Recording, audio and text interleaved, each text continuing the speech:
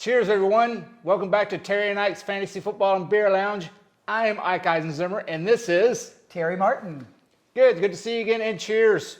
Today we're going to do the tight end rankings, but first of all, let's get right into it. The beer of the day. Ooh, it's one of my favorites. Close to home, but not that close. Let me grab it. This will be the double Half-Life by the Manhattan Project. Now, I think that's the single Half-Life. That's the normal one. Is it? Yeah, this is the Half-Life IPA Manhattan Project Brewing Company in Dallas. I think they have 2 locations. It's a very nice place. This beer is fabulous. It's one of our favorites, and it's in quite a few of the grocery stores, so it should be quite a common one if you're in this area.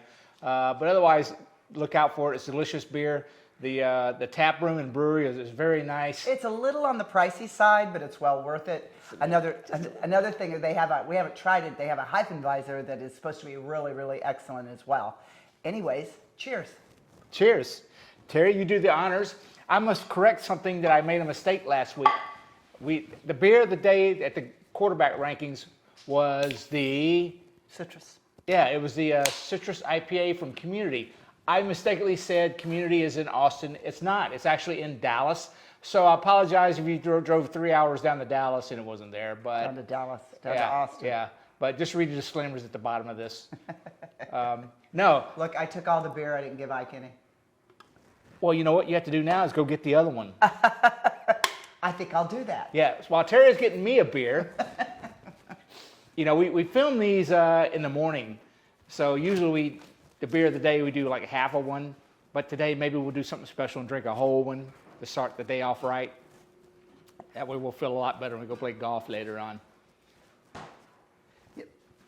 And again, let me just kind of clarify this. It's called the Double Half-Life Hazy IPA. Oh, okay. I didn't even do the next slide. There it is. Where did I say? Oh, that's double Half-Life. That says Half-Life. Huh. So it's amazing.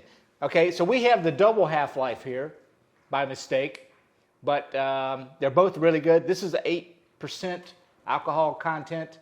The regular Half-Life is 5.8, I believe. Very tasty beers.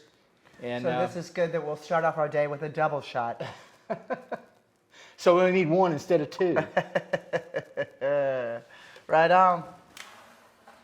There you go. Cheers, Cheers folks. to you folks. Right on. Cheers, baby.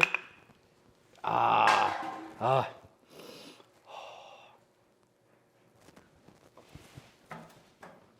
here we go. Oh my, that is so good. Oh. Anyhow, let's get right into these tight end rankings. Terry, I must say this year, I'm a little befuddled by the tight ends because there's been so many changes. And now last year I took a tight end. I took Travis Kelce in the first round. I think you did too on some of your leagues. And it worked out great. But this year, I'm kind of feeling a little skittish about a tight end in the first round. Let's give the folks a definition, NFL's definition of a tight end, Ike. The NFL's definition? Of that position. That's a good question. Do you know that? Yes. I know tight ends are like they're like an offensive lineman on the outside. They're tight against the tackle as opposed to being spread out like a wide receiver. So here's the NFL's definition. Tight end is a larger, slower than most wide receivers. Therefore, he's able to block. And the job of the tight end / fullback is to open a hole for the tailback / running back. Wow, that's very impressive. There you go. I did not know that. Well, I mean, I knew. So when you think of I didn't know the NFL's definition. When you look at some of these tight ends, you think they are linemen. Let it be Gronkowski, let it be Kittle, let it be all of them. I mean, they're huge. They're big, but they run and they can move the ball. But I think Kyle Pitts would be upset if you said he was slow. No, they're not. They're slower than most of the wide receivers, but they are huge, so they can block, and that's what they're used for a lot of the times. But did you know Kelce set a record last year? What was that? Oldest tight end to be the number 2 fantasy scorer in tight ends? What? No, Kelce was number 2 tight end overall But he averaged 15 points, fantasy football points per season. And he's the 6 straight seasons he's averaged over 15 points per season. And then when you look at it at the end of last year, he had 80 catches, and this is a record he broke. He had 80 catches, over 1,000 yards in 6 seasons. He's the first tight end to do that. I did not know that. And one last trivia for Mr. Eisenzimmer is, who's the number 1 tight end in history so far? That would probably be Tony Gonzalez. Nope, he was up there, but he's not. This person played for St. Louis. No way. Jackie Smith? Yes. The guy who dropped the touchdown pass for the Cowboys and we lost the Super Bowl, Jackie Smith, who's in the Hall of Fame, Jackie Smith, as a Cardinal. But yes. No, But I he was number 1. Overall, number 1. Number 1 in what? Tight end. Just overall tight end in performance. And what's the scoring metric? history. Catching? Just overall performance. What you want your tight end to do. Let it be open up a hole for the running back or score overall. Well, that's quite interesting because when Jackie Smith played, running was everything, not passing. But Jackie Smith was one of the greats. He was huge. I think he was a great blocker. He's in the Hall of Fame, nevertheless. Well, you could do a whole series on these tight ends that really, really showed up there. But the last time I saw Jackie Smith, he was throwing a fit on his back in the end zone against the Steelers because he dropped a cush pass from Roger Staubach. Okay. And speaking of throwing a fit, we just got to give you the update that one of our quarterbacks probably isn't going to be showing for quite some time, and that's Watson. So they're on the bench now. They're negotiating. Yeah. So Cleveland might be open for a quarterback. Well, but on the tight end aspect of that, with David Njoku, who just re-signed with the Browns, so that might put him in limbo a little bit. You might want to bump him down your standings. And he is in the top 10 of the tight ends, but without a quarterback, kind of hard to do. Anyhow, let's get into the rankings. Who do you think's number 1, Terry? Well, of course I'm going to say Kelsey, but it's probably going to be Mark Andrews. No, it's Travis Kelce. And Travis, here he is, age 32. He's going in the 13th spot in drafts. So that's early second round. Late. Almost first round. Late first round, early second. I think I'm going to 32. Okay. That's it. Anyhow, so number 1, Travis Kelce. Yes. You had him last year. I had him last year. It was nice to get those nice fat. You go into the last game where Kansas City's playing. You're behind by 10 points. Here comes Kelce and he did that for me so much last year. He literally saved my fantasy team with solid points every week. This year he's going in the late first round, early second round, and that's I kind of expected that. The changes in Kansas City, I don't see it really affecting him too much because he is just a consistent target for Patrick Mahomes. And Mahomes will give it to him as much as possible. Yeah, maybe his numbers will even go up. But 32, man, it kind of scares me off a little bit. I don't know. If he's there late second round, I might jump on him, but I'm going to load up on wide receivers this year, I think. Excuse me, his age. Let's talk about Gronk. Gronkowski's still out there as a free agent. He's going to be in the top 20, not the top 10, but he's over 30. He's what is Gronkowski, 34? He's like 48. No, he announced his retirement. Yeah, but he's still a free agent. They might pick him up. And his agent said he just doesn't want to go to training camp. So we're gonna, if you draft Rob Gronkowski, you might be drafting a slow, overweight Gronkowski. Every time I see the guy, he's on the internet partying and drinking. So I'm not sure I want him on my team. Like us. Go ahead. Anyhow, who's number 2? Mark Moving Andrews. on. There it is, Mark Andrews from the University of South Carolina. He's much younger, 6 years younger than Travis. Oh, he was number 1 last year, though. Yeah, but he was tight end 1. He's Lamar Jackson's favorite target. So I think I would jump on him. Yeah. He's going in the Third 21st. round. So that's early third round, late second round. Sorry. I elbowed the TV. Thank you.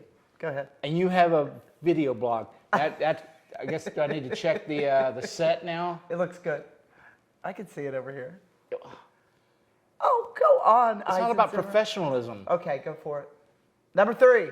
Number 3. Wait, we're not done yet. Mark Andrews. Still, I see Baltimore as one of the teams with weaker wide receivers.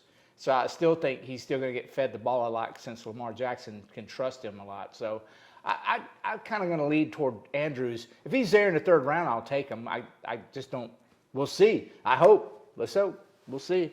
Next up, Kyle Pitts.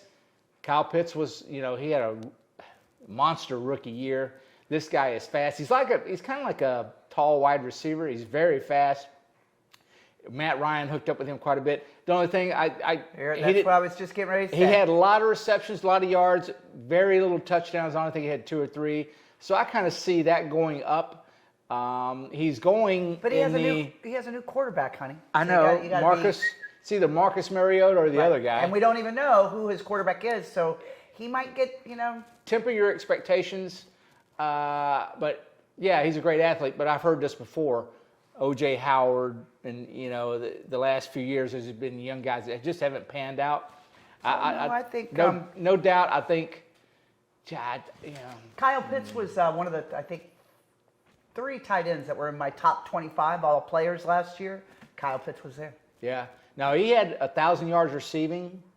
We just don't know with the quarterback how that's going to work out. Probably, but he's probably the best receiver on the Falcons right now. If you could pick him up in the 4th or 5th round, I'd pick him up. Yeah. Well, he's going early 4th round, late 3rd, early 4th. A little rich for my blood. I don't know. Once again, it's all about what's available when you get to draft. Yeah. I got a feeling I'll be streaming tight ends this year. There you go. Who's next? Oh, it's got to be Darren Waller. Nope, it's George Kittle. George Kittle kind of fell off the radar last year with his injuries, but he's still a phenomenal. He's age 28. He's going in the early 5th round. Yeah, late 4th, early 5th round. That's probably about right for him. New quarterback. Yeah, he's always had some kind of bugaboo with injuries, and with the quarterback, between Trey Lance and Garoppolo and all that, I'm pretty sure Trey Lance, from what I understand, is going to be the guy. I just don't know, how that's going to affect Kittle's production. Because you don't know the camaraderie between the two. It takes a lot of practice with each other to get it in a groove. So you just kind of wonder with all these quarterbacks shifting and new, just all around the block. But you can see why I'm kind of frustrated with the tight end position this year. Outside of Andrews and Kelsey, I just don't have the warm fuzzy that I used to. I don't know. So anyhow, George Kittle, superstar. Next one up, Darren Waller. Yeah, Darren Waller 3rd on my list. Now he had a good year last year. Mm-hmm. I think, but with Devonta Adams coming in, again, but he's going in the 5th round as well, early 5th round. And Derek Carr is his quarterback, so they've got a pretty good they got a pretty good relationship, I think. Right. But still in the 5th round, I'm still thinking running back, wide receiver. I just can't get past Kelsey. It's a lot to think and about Andrews. when you're drafting. Yeah, because Waller, he kind of splashed onto the scene a couple of years ago. Had a couple of great years. I'm going to fade him a little bit. I think there's some better prospects a few rounds later that might have better years. We'll see. And now coming next, T.J. Hockenson, another guy that's had a couple of tremendous years put together. He's still a young guy at 24, and he's going early 7th round, late 6th round, early 7th round. And I'm feeling this way about Detroit that I felt with Cincinnati last year. I think Detroit's going to be a better ball club. I'm not saying they'll make the playoffs, but toward the end of last year, they looked really good. Hockenson was injured. He was out a lot last year. And you think Jared Goff's going to come through? Well, if you're open, you're open. And Hockenson gets open a lot, especially near the end zone when he's playing. That's my only thing is, I don't know. That's the other good thing about tight ends that I like is that they're always available. Seems like they'll block if they don't get thrown to right at their takeoff right at the first with the ball. They're the ones that they can go to at the end when the snap's out there, the quarterback's shuffling, and there's that big old tight end waiting for the ball. But I think, the development of DeAndre Swift now, who is a bona fide superstar, Amon-Ra St. Brown, the wide receiver, was a rookie last year, had his last 6 or 7 games were just huge. I think that's going to open up Hockenson even more for more targets. One thing you got to look at is who are the other targets on that team for that quarterback. And that takes a lot of studying. Well, I would probably take Hockenson over Waller and Kittle. Just because. Really? Over Kittle? Well, I don't know what's going on with it, because Kittle, the quarterback situation, and then he's also there's Brandon Ayuk, Deebo Samuel. I don't know. I just don't know. Like I said, I might be streaming tight ends this year because I'm kind of flustered by the position. Next one up. Dalton Schultz, the Cowboys. Now Dalton he's wearing the franchise tag this year. I don't see how I could be displeased about it because he's making good money off the franchise tag. But he is in his last contract year with the Cowboys, but they're not going to let him go. Tell you what, he's hit or miss. I mean, some games he's just a monster, and in other games he kind of disappears. But Dak likes him. They find each other. I think he's going well. He's still young. He's only age 25, and he's going in the early 7th round, late 6th, early 7th round. I would take him. I would take him over Hockenson. I would. That's just me. That's my roster says take that. Really? Yeah. Okay. Yeah. He's higher up. This would be one of the guys I'd be willing to wait on, because the last 2 years he's been like top 5, top 6 in tight ends. That's usable. You can thrive with those kind of numbers. But here we go again. Got to have a good offensive line to get these balls out there. And he's a Cowboy. Oh, please. What more do you need? Next up, there it is, Dallas Goedert. Goedert, once they got rid of Zach Ertz, Goedert is now the guy. He comes up big in some games. He gets a lot of touchdown passes. If he's available, I'm taking him. Why? Because of his quarterback, Jalen Hurts. Jalen Hurts. Yeah. When Jalen starts scrambling around, this is the guy he's looking for. Because everybody's trying now. Everybody's going to be trying to cover A.J. Brown, Devonta. No. Yeah, gotcha. Devonta Smith. Yep. And A.J. Brown on the outside. Jalen Hurts loves to take off, but this is the guy he looks for on a lot of occasions, especially near the goal line. I think at going in the 8th round, grab him. I would. Get him in. You better grab him. If you don't see an opportunity to get Andrews or Kelsey, I'd be willing to wait 7th, 8th round and grab one of these guys. I think you'll do just fine, especially with the wide receiver running back that you pick up. No doubt. In lieu of tight end. So this is a guy that'd be a nice add to your roster. And his name is Dallas. And his name is Dallas too. Another plus. What not to like? Dawson Knox. Dawson Knox had some big games last year. He and Josh Allen have a little juju magic going on. He's still a young guy, 25. He's going in the 10th round. If he's available, you grab him because of his quarterback. Thank you very much. But I see some touchdown regression this year because he had more than his fair share of touchdowns last year. I just don't think that's sustainable because he wasn't racking up a lot of yards, but he was racking up a lot of touchdowns. That's usually not a good thing if you're relying on all your touchdowns for your fantasy points. So he's, like I said, he's going in the 10th round. Like I said, I'd rather have Goddard. I'd rather have Schultz. Obviously that's why he's going a little bit further behind those guys. But if you get strapped, okay, he's one of the guys you got to take. If you get strapped, the next one's going to be the one you go to. Zach Ertz. There you go. God, he's ancient. No, he's not. He's 31 years old. Just like the Gronk. He's falling apart. No, he's not. Last year, but guess what he's got going for him? Not one of his better seasons, but he was injured too. He was dealing with, and Kyler Murray and DeAndre Hopkins not being there. kind of put the kibosh But on guess what he's got offense. going for him? His middle name is Dallas? No. No. First of all, he's got Kyler Murray. Well, he's only got 8 letters in his name. He's got Kyler Murray. Yeah. And guess who left Arizona? That he's going to have to rely on this tight end a lot because they haven't really filled those slots. I didn't know they had another tight end. A.J. Green's out, and so is Christian Kirk. Yeah, Christian Kirk went to Jacksonville. A.J. Green. I think he's a free agent, isn't he? Yeah. Well, I think he's still on the roster, but No. yeah, I'm not sure. No, he's out. Yeah, and they got Hollywood Brown there now, Marquise Brown. Right, Kyle Murray doesn't have his kind of regular, kind of steady studs to go to, so I'm thinking Ertz will come there and save him. No doubt he's a quality tight end, and let's say that, if you got down, you've gone through 10 picks and you don't have a tight end yet, then why not pick up Dawson Knox and Zach Ertz as a backup? Shoot that ya. way you can play, when you get down to, when you get past the 10th round, you have a tight end, you probably should pick up 2 or 3 tight ends until you get it sorted out. How old was Smith with Dallas when he retired, or St. Louis? Jackie Smith? Mm-hmm.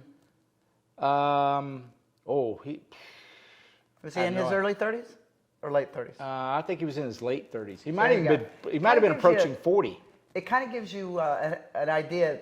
He keeps giving a hard time to the guys over 30. I'm thinking they've finally got their skills on, so I like the older. He's probably tight end. he's probably still getting death threats from Cowboys fans. Oh, please. After all these years. I haven't forgotten it. I'm still waking up in the middle of the night in cold sweats. Oh, no. All right, what's next here? Oh, Cleveland? Here's my montage No, of also ran Gronkowski. tight ends that you may want to consider and wait on. You may not even have to draft a tight end. I mean, if you go so far down in the draft without drafting a tight end, maybe you just wait and pick one off the waiver wire and kind of stream them. But Or you get a flex. yeah, you got up here in the top left corner, you have Pat Fryermuth. He's only 23.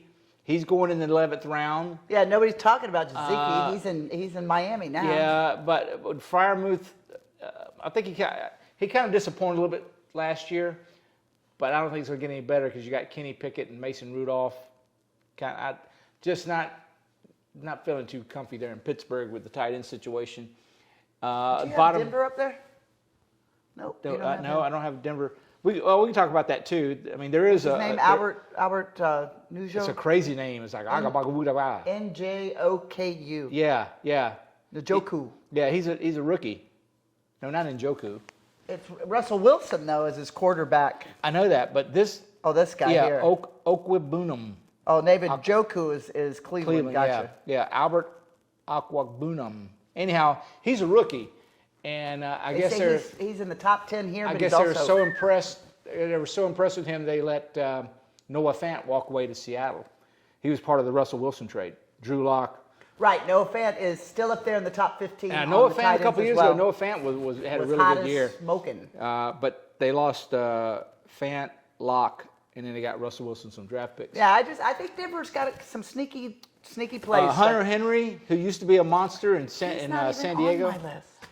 This is my list. This is what this is. No, I'm just saying these guys weren't ranked in the top 10. I know that. Hunter Henry's not even in These there. guys were in the top 20, and I just pulled based on like Mike Gesicki. Mike Gesicki, I like a lot. He's got Tua Tagovailoa Hula as his quarterback. Anyhow,